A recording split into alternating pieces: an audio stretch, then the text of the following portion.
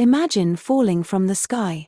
The wind crashes against your face, the ground rushes closer at unstoppable speed, and yet, you survive. That is the promise of the parachute. But this story does not begin in modern aviation. It begins with imagination. As early as the 12th century, in China, acrobats used large umbrella-like devices to soften their falls. It was not science, but performance. Still, it revealed a deep human obsession, resisting gravity. The first real conceptual leap came during the Renaissance. In the 15th century, Leonardo da Vinci designed a pyramid-shaped device meant to allow safe descent. It remained theoretical for centuries until 2000, when Adrian Nicholas built and tested it. Despite weighing nearly 100 kilograms, it worked. In 1783, Louis Sebastian Lenormand experimented with rigid parachutes and introduced the term parachute, combining Greek and French roots meaning against fall. Then came a defining moment. On October 22, 1797, André-Jacques Garnerin performed a public jump in Paris from around 900 meters. The descent was unstable and terrifying to watch, but he landed safely. It marked the true beginning of parachuting. Among the crowd was Jean-Geneviève Lamrose, who would later become his student, wife, and in 1799, the first female parachutist.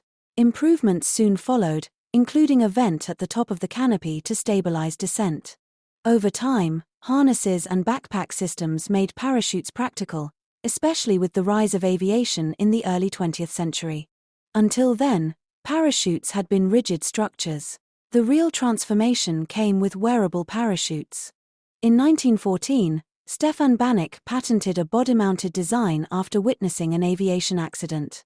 He sold it for a symbolic amount to save lives.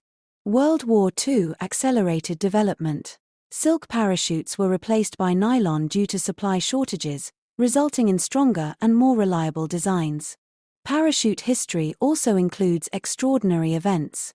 In 2012, Felix Baumgartner jumped from the stratosphere, reaching speeds of 1,357 km per hour and breaking the sound barrier.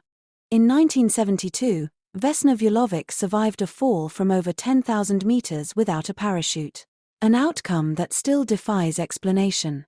Even today, superstition exists among parachutists, reflecting the inherent risk of the act. Modern parachuting combines sport, science, and technology. Wingsuits allow gliding at a 3-to-1 ratio.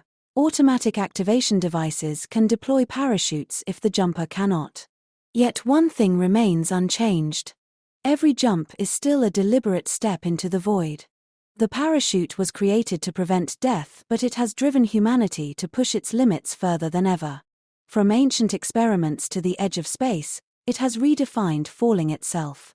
Because in the end, it is not about avoiding the fall. It is about mastering it.